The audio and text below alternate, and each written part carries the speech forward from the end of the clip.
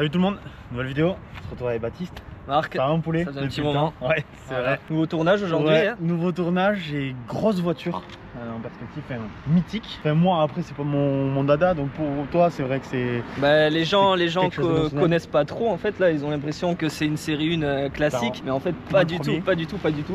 Donc Samy, comme tu peux leur montrer à la caméra, donc on est sur BMW 1M coupé. Donc les générations E80, E82. On va faire le petit tour extérieur pour vous montrer ce qu'il y a de différent comparé à une 135i que tu as pu filmer sur la chaîne, tu vois. C'est ce que je t'ai dit tout à l'heure, la remarque que j'ai fait bête, mais c'est une 135i, c'est une 135i quoi. Mais non. Non. Alors déjà, ce qui est le plus parlant, donc le pare-choc qui est différent, on peut voir qu'il est beaucoup plus large. Mais tout simplement parce qu'en fait la voiture elle est équipée des trains roulants de la M3. Donc les séries E92, plus large de 55 mm, donc on peut le voir, c'est pour ça que le pare-choc il a été modifié, parce que les ailes sont ultra larges, la voiture elle est vraiment bodybuildée. Donc voilà, très belle face avant. Un autre truc dont on peut voir c'est la couleur. Donc, magnifique cette couleur. Orange Valencia. Orange Valencia. Voilà, ça s'appelle comme ça. Et donc cette voiture elle a été produite qu'en 3 coloris possibles, le orange comme celui-ci, le blanc et en noir. Donc j'ai juste 3 couleurs possibles. Si tu envoies d'une autre couleur, c'est qu'elles ont été repeintes ou que c'est un covering. 3 couleurs possibles. Après face avant, voilà les petits haricots de chez BM classique. Là elle est full d'origine la voiture. Il n'y a pas de modif, c'est sortie constructeur au catalogue, elle était comme ça. Bon, je laisse beaucoup Baptiste la présenter parce que je ne connais pas du tout cette auto. Mais vraiment 0. J'ai aucune connaissance sur cette automobile.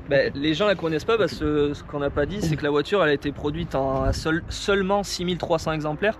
Donc comparé à des caisses qui vont être produites à des milliers mais x2, x5. Enfin, donc 6300 exemplaires. Je crois qu'en France, il y en a eu combien en France? Enfin, pas beaucoup. Et je crois que BMW France en a numéroté 100. Donc tu en as aussi avec une petite plaque numérotée spécialement par BMW France. Mais il n'y en a vraiment pas eu beaucoup.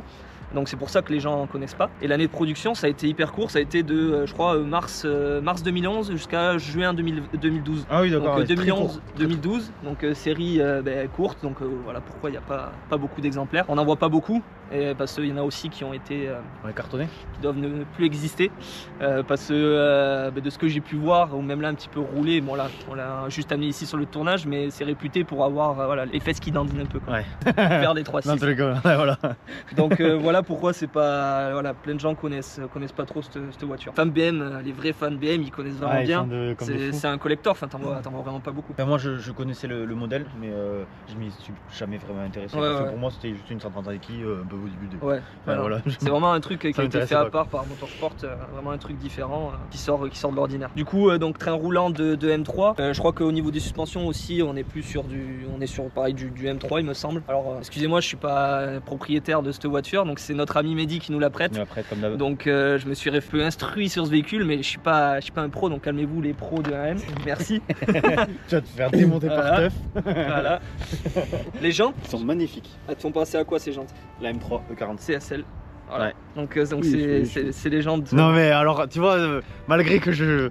Ah mais c'est bien. Tout le temps je charrie BM, mais je kiffe BM. Non mais je kiffe BM, je suis le premier. Non, il était pas là. Okay. Il était pas là quand je l'ai dit. Donc voilà, donc les belles jantes, franchement moi j'aime beaucoup, et puis le fait est qu'elles soient comme ça encore couleur alu, ça contraste pas mal avec la couleur de la carrosserie, c'est sympa. Du 19. Après le freinage, donc on est sur du freinage d'origine avec du percé. Du percé et ventilé percé. Je sais pas. En tout cas, les étriers, c'est du monopiston. C'est pas. Quand tu lis la fiche constructeur. C'est du monopiston? Ouais, je crois. Ouais, c'est ça. Ah, si, je crois. Ah ouais, c'est du monopiston. Donc, quand tu vois la puissance. Donc, quand moi j'ai regardé la brochure commerciale de quand la voiture elle est sortie en 2011, ils te disent ouais, des freins ultra performance, nanana, mais voilà, je pense qu'en vrai, voilà, c'est des freins BM de ces générations-là. On connaît que. Enfin, on sait que c'est.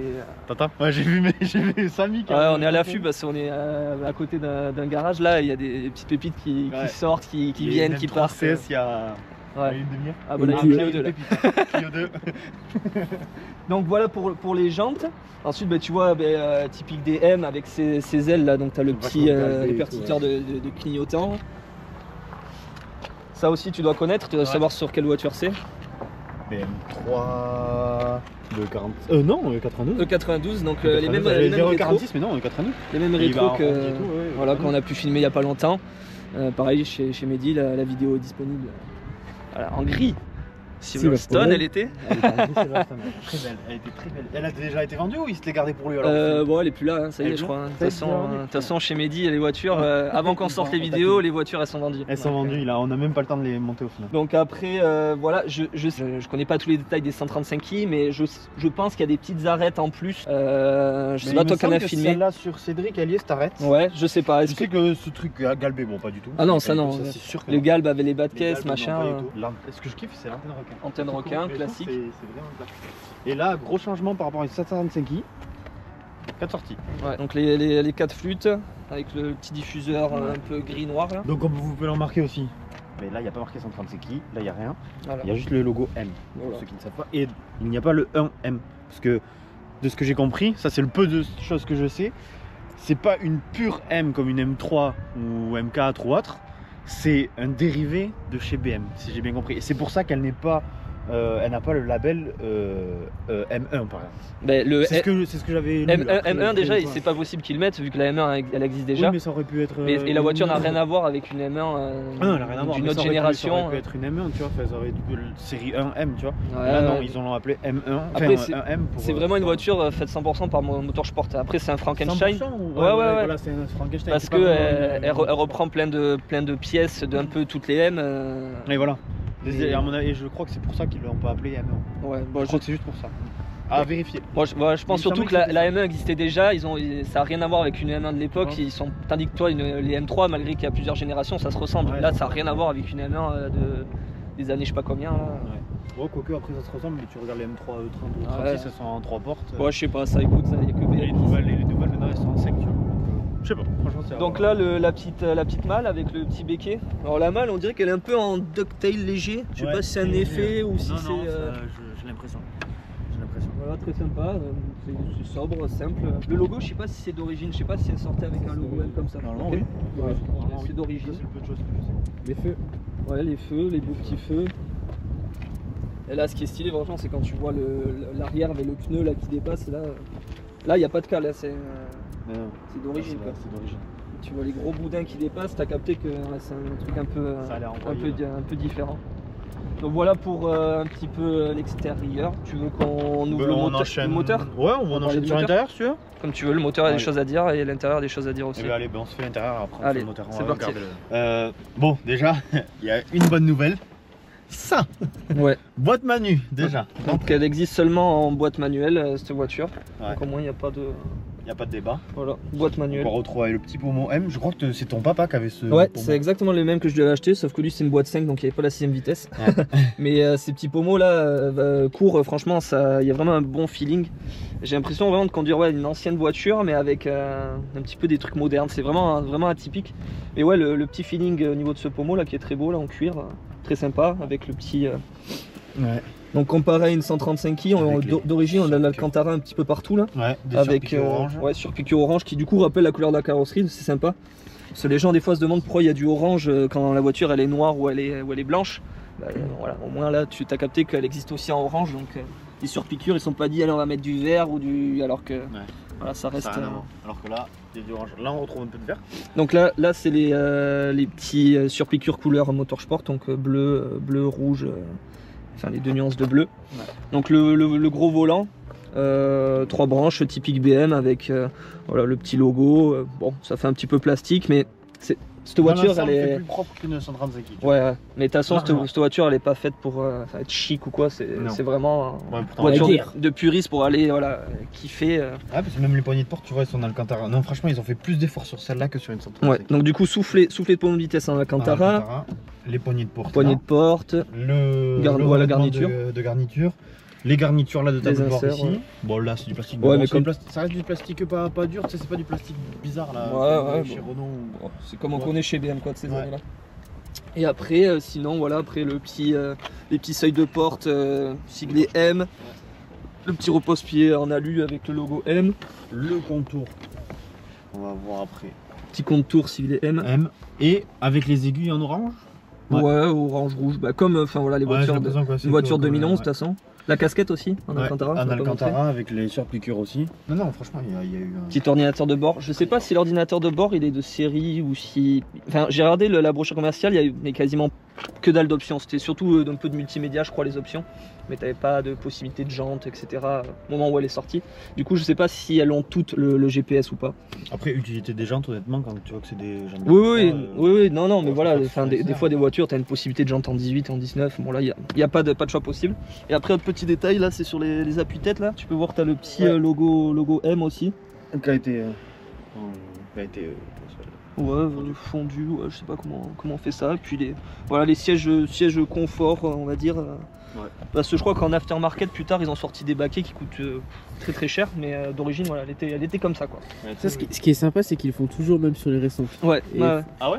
Et je crois que sur AMG aussi. Ouais. D'accord. Bah c'est des petits détails mais qui rajoutent un petit peu de standing à la voiture. Ouais, tout à fait. Et sinon après voilà, on est dans une série 1 E82 coupé classique. Voilà, rien de plus à dire au niveau confort des sièges. Bah écoute, on vous dira ça au moment de rouler, mais ça a l'air bien. Ça a l'air bien. On fait le plus important, la cathédrale. Allez, on va ouvrir ça, c'est parti. Allez, on ouvre la cathédrale. Oh déjà, ça c'est gavé joli, ça j'adore. C'est des petits détails ça aussi. Hein, ouais, mais c'est un détail con, mais je trouve ça super joli sur le couvre-culasse. Je trouve ça vachement joli. Donc là-dessus on est sur un 6 cylindres de 3 litres, donc un biturbo, c'est la dénomination N54. D'accord. Donc le même moteur que tu vas retrouver sur les Z489, les 35 IS. Sauf que là, lui, au lieu d'être à 306 chevaux, on est à 340 chevaux. D'accord. Et en couple, on est à 450. En sachant qu'il y a un overboost, on appelle ça, chez BM. Donc en gros, en 4e et en 5e vitesse, à une certaine plage de tours minute et une demande à l'accélérateur, tu vas passer de 450 à 500 Nm. Donc tu gagnes 50 Nm. Donc l'overboost. Donc voilà, un moteur 6 cylindres de chez BM qui est fiable, ce que j'ai pu voir dans les comparatifs. Le bloc en lui-même est fiable. Après, voilà, c'est toujours des fois les à côté qui peuvent un petit peu lâcher. Et puis si on commence à les préparer, etc. Voilà, on connaît la musique, mais sinon voilà, moteur sympa. Rien à dire. Ouais, biturbo.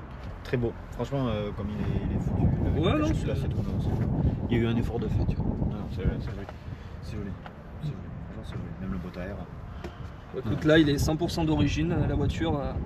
Elle est belle cette caisse, elle est propre. Ouais. Bah écoute, moi je trouve que c'est la config parfaite, le Orange Valencia sur cette caisse, c'est top. Là, tant que ça reste d'origine, c'est beau ces voitures, toi, il n'y a pas besoin des fois de modifier. Comme la M3 92 qu'on a filmé. Ouais, voilà, un truc d'origine, c'est sympa aussi, c'est toujours cool, ouais, tu rajoutes une lame, tu changes des jantes et tout, mais là la voiture, franchement, elle est top. Elle est top. Et puis elle a ce charme, avec ce orange, elle a ce charme. Ouais. Ce charme qui est bien aussi. Donc voilà, rien de plus à dire, je pense, pour le moteur, tu vois. On se fait laisser routier. Ouais, on va faire un petit démarrage et puis go, c'est parti. Allez, c'est parti. Bon, on se retrouve à l'intérieur. Ouais, écoute, on est les 4, on a les passagers à l'arrière. Tes premières sensations? Attends, on voit pas Samy, le caméraman. Ça va, on n'est pas trop mal derrière quand même? Bien, non, très bien, merci. Pour une coupée, ça va. Oui, super bien, merci. Impeccable. Toi, première sensation de conduite? Eh bien, alors, déjà, je trouve que niveau position de conduite, tu trouves très facilement une bonne position, contrairement à certaines bagnoles où des fois je galère, machin. Là la prise en main, elle est vraiment bien. Et même le feeling, le fait est que ce soit un petit gabarit, la voiture, direct tu sens que tu peux faire qu'un avec la voiture. Des fois, les grosses voitures, tu sais, tu te dis, ouais, elle est longue, elle est grosse, machin, tu sais pas trop comment l'appréhender. Là, le fait est qu'elle soit petit gabarit, t'as l'impression que direct, ça y est, elle est. Alors que, bon, je pense qu'il faut faire attention, mais en confiance, et t'es bien installé, t'es bien quoi. Pour le peu qu'on vient de rouler, pour l'instant, on n'a même pas accéléré, on n'a rien fait, on la laisse chauffer, mais non, franchement, très bien. Et puis le fait est d'avoir ces petits rétros comme la M3 92, je peux te dire, je vois les arches de roues qui sont bombées, ça c'est bien stylé. Et puis le fait est de rouler dans une voiture orange, c'est pas tous les jours qu'on roule dans une voiture orange. Cette couleur, elle est magnifique. Écoute, c'est stylé. L'échappement, du coup, tu vois, d'origine, là, pour l'instant, c'est calme. Mais voilà, parce qu'on est sur. Il y a des silencieux, il y a tout. Ouais, il y a tout. Cata, machin. Mais non, écoute, pour l'instant, c'est pas mal. C'est pas mal. Ouais, très belle voiture. Samy, là, on va par où, là? Tout droit. Et alors, comme je disais, au niveau de la boîte de vitesse, j'ai l'impression de conduire mon ancienne Z4 E85. Il y a un petit feeling d'ancienne caisse, je sais pas comment te dire. J'ai l'impression d'être dans une moderne, mais à la fois dans une ancienne, je sais pas. C'est. Ouais. Je sais Ouais, pas. c'est- J'ai c'est l'impression un petit peu d'être dans une ancienne caisse alors que bon elle est de 2011 tu vois, et que la Z4 que j'avais elle était de 2005. Ah ouais. Donc mais ouais j'ai ce feeling d'un peu de boîte manuelle à l'ancienne là. Et quand l'accélère j'ai pas l'impression d'être dans une ancienne, le fait d'avoir un biturbo. Ouais. Ça relance. Non, non, Très belle bagnole. on trouve les fenêtres, je sais pas si vous allez Ouais. entendre. Bon, on a le micro de la GoPro là, on a pas les super micros là aujourd'hui. mais Les c'est pas grave. déjà. Puis un peu de circulation. Ouais, malheureusement. Sombre, c'est surtout pour faire un petit tour et un petit ressenti. Hein. On a quasiment tout dit sur la présentation extérieure. Ouais. Là, on va juste vous parler du feeling qu'on a avec la voiture. Je pense qu'on pourra pas aller plus loin parce qu'elle n'est Ouais. pas à nous. Je vais où là? À droite. Alors cette voiture elle est à vendre du coup comme on a dit. Ouais. Donc là elle a 75 000 km. Et donc elle est à vendre au prix de je crois de 55 000 €. Ok. Donc c'est des voitures qui ont pris de la cote avec le temps. Là les prix honnêtement les moins chers c'est vers les 50 000 €. Et tu peux aller jusqu'à 70 000 € pour celles avec pas beaucoup de kilométrage. Mais il y a quelques années ça valait peut-être 40 000 tu vois. Donc ouais ça prend de la cote. ça prend de la cote. Donc c'est ceux qui ont acheté ça et qui l'ont gardé, je pense qu'ils n'ont pas regretté, tu vois. Non. Par contre, le petit coup d'accel que t'as mis, tu sens le petit coup de pied au cul. Ouais. Et ça a du couple quand même. Ouais, ça relance. Là, elle commence à bien chauffer. Bon, on va pas non plus la trop. Non, de toute façon, je connais pas, c'est pas ma voiture, on va pas faire des. Non, jamais tourne, on jamais. va pas fait faire ça. de folie. Hein. On va pas changer. Tout droit là, je vais. Mehdi, c'est notre GPS embarqué. Comme toujours. Ça a joué un peu, hein? Ah non, ça va là. Donc là, je suis en mode avec tout activé. Il y a un mode sur le volant, comme toutes les M, donc la MDM là, qui te rend la voiture vers la direction plus dure, la sensibilité. Il n'y a pas de carto vu que la voiture, voilà, elle a 340 chevaux tout le temps, que ce soit en confort ou en mode sport. Et après, tu peux désactiver toutes les aides, là, tout le SC, tu peux être full déconnecté, mais ça, on va éviter. Après, t'as vu, l'échappement, ça a l'air sympa, mais ça a pas l'air. Ouais, c'est pas non plus scandaleux, tu vois. Apparemment, c'est raide les suspensions. Ouais, bon, en même temps, depuis tout à l'heure, on Ouais, commence à apparemment, taper. les proprios disent que c'est du bois. Écoute, et moi qui ai le dos en l'air, tu vois, je sens rien du tout. Ouais, bon, pour l'instant, on est sur des routes pas mal. Après, c'est peut-être sur des routes un peu. Ouais, non, même un peu abîmé. Avec le trou qu'il y a, c'est pas. Mais pour l'instant, on est bien, je trouve. Hein, c'est Ouais, pas. c'est pas mortel. Nous, ça reste agréable. J'ai pas l'impression d'être dans une dinguerie. Enfin, pour l'instant, on en a rien fait, mais je sais pas. Pour l'instant, elle paraît toute sage et tout, mais je pense que c'est le diable cette caisse. C'est un petit diable. Ouais, ce qui paraît. Ce qui paraît. Regarde, avec les trous qu'il y a, enfin, tu as vu la surface, hein, tu pas secoué comme un prunier, quoi. T'as pas mal au dos, rien. Nom de Dieu. Non, ça relance. Hein. Ah, tu sens Ça relance. Hein. comparé voilà, à des moteurs Atmo où il faut aller dans les tours, là tu sens que tu mets pied dedans et le biturbo il fait son. Ah ouais. Il fait le taf mon copain. Non, il relance. Et là je suis en mode normal, j'ai l'impression que je vais mettre le mode ND, mode sport, ok, attends, si je rappuie ça me remet normal, ok. Là je suis en sport. Donc là je sens direct que la direction elle est beaucoup plus ferme, largement. Et je sens que la pédale d'accélérateur elle est Plus sensible. plus sensible, Ah ouais. largement. Ah ouais, ça n'a rien à voir. Ça, il chante aussi, non? Ouais. Putain. Tu vois, je préfère attendre ça qu'une M2 ou quoi. T'as senti l'arrière, t'as vu? Ouais. En première, hein, je pense qu'il faut faire gaffe. Non, mais ouais, je pense qu'il faut vraiment faire attention. Ouais, c'est vraiment parce que. Elle est sensible. Hein.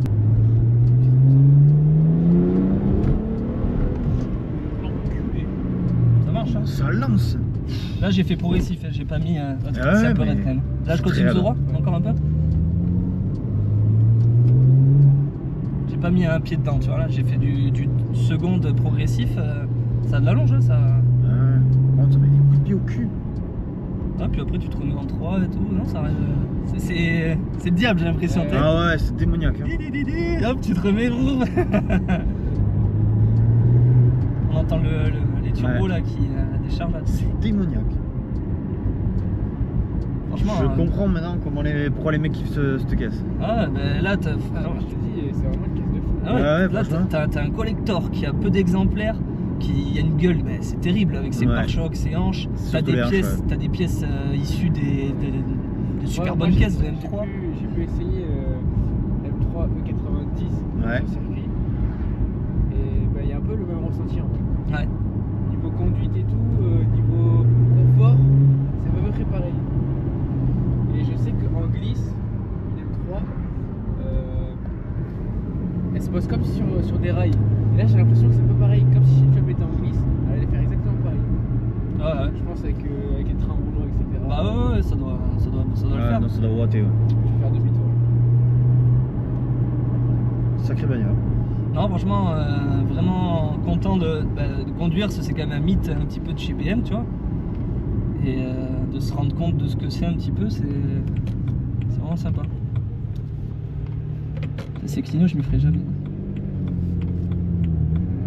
Mais des clignotants en BM, je suis choqué. Ça joue derrière. Ça gouache, hein, putain. Qu'est-ce que ça lance? Combien ça faisait de chevaux la Subaru qu'on a essayé? 270 270, c'est bien. Je sais plus. C'était pas beaucoup, hein. Ouais. Enfin là, 340 chevaux, t'as quoi comme bagnole qui fait À peu près pareil. Ouais. La 45, RS3. Ouais. Ça a moins de chevaux que la 45. Et M2. 140, je crois. Ouais, même M2. Hein. M2, ça fait 370. 360. Mais on dirait qu'il y a plus là. Je sais pas, Ouais, je te dis, je pense que c'est le feeling que le gabarit un peu à l'ancienne fait que t'as la boîte manu et tout qui. Ouais, j'ai l'impression que ça joue. relance déjà plus que la 45. Mais ouais, ça. Alors que peut-être en accélération, ouais, c'est peut-être pareil, ouais. mais le feeling, on dirait qu'elle marche plus, on dirait qu'elle a. Exactement. C'est très vrai. On dirait une bagnole prépa un peu, tu sais. Ouais, vraiment. On dirait qu'on est dans une série une classique prépa, alors que non, d'origine, c'est juste de l'origine. C'est incroyable. Non, sacrée caisse, hein. Puis là, on est sur route ouverte, on fait pas n'importe quoi, on Non. monte pas des vitesses folles, mais je pense que ça, sur des petites routes de montagne, même sur circuit, là, tu dois vraiment Tu vas t'amuser. t'amuser. Hein. Je pense que tu l'amènes bien parce que le châssis doit être vraiment sympathique. Ouais. Juste faut se dire voilà, que l'arrière il a envie de passer devant souvent, mais après t'as des mecs qui la modifient un peu pour le circuit, t'as un mec qui mettent des suspensions, des KW, tout ça, qui vont upgrade un petit peu le freinage, donc je pense que là on a. Je pense que le freinage mérite beaucoup un upgrade Ouais. parce que quand tu vois ces petits pistons là, ouais, ça m'écoute le cul, il est pas chier. Ouais. Franchement top. Ouais. Moi, si j'avais les sous, t'as ça dans ton garage à côté d'autres, ça peut être pas mal. Je crois que c'est une voiture radar. Ça monte, hein. Ça monte. Je regarde pas le compte tour, je regarde la route, je sais pas combien de tours minutes je suis, mais la zone rouge elle est ouais, au max c'était vers 7000. Ouais. Ça a de la longe, hein. Putain, j'ai l'impression que ça s'arrête jamais. Pour un petit euro. Par contre, tu sens que l'arrière voilà, il est plus léger que devant et que dans les virages tu sens l'arrière léger. Ah ouais? Ouais. Donc j'ai regardé des vidéos des mecs qui disaient ouais, faire un peu attention, je comprends. Ouais, de toute façon, t'as tout le poids devant là. Eh ben oui. Là ça va, on a Bernard et Samy qui me dansent.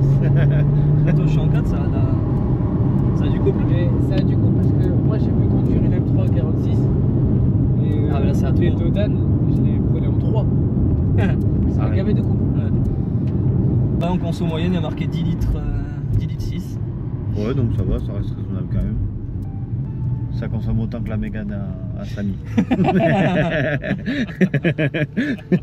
ça. À choisir, je préfère avoir ça quand même. Tu m'étonnes, Ouais, tu m'étonnes. je préfère consommer 3 litres de plus mais avoir ça que. Ouais, que c'est 7 litres avec sa Mégane. Oh là. Non mais franchement top, bon feeling, moi j'aime bien ces volants BM, honnêtement ils sont gros, j'aime pas les tout petits volants là ou du truc, la direction elle est comme j'aime, tu sens la route disons, j'aime pas les directions trop simples où t'as l'impression que la voiture c'est pas toi qui décide. Et le feeling des petits leviers de vitesse, alors les petits trucs c'est bien, quand c'est trop long c'est pas bon. Moi je préfère les petits bitonios comme ça. Comme la tienne quoi. Ouais, voilà, j'ai l'habitude des petits trucs comme ça. Quand c'est trop long, j'y arrive pas. Pour conclure cette vidéo, une voiture vraiment sensationnelle, la REM est vraiment exceptionnelle. Une voiture vraiment magnifique avec ses galbes et ses courbes. Je dirais même qu'elle a plus de charme que la M2 avec sa boîte manuelle, plus d'agrément de conduite. Vraiment elle a tout pour plaire. Malheureusement elle est beaucoup moins désirée des fans de la firme bavaroise, ce qui est vraiment dommage. On retrouve des modèles par contre avec une cote assez importante. La cote est vraiment beaucoup montée car c'est un best-seller, c'est un peu une rareté pour les puristes BM. Donc c'est des véhicules qu'on retrouve à des prix assez élevés, mais je pense qu'elles méritent l'attention du grand public et l'attention des passionnés.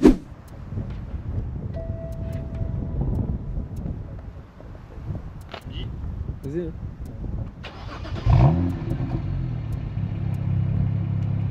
Et donc pour finir cette vidéo, je vous dis ciao tout le monde, à la prochaine. C'était Marc M63. Salut.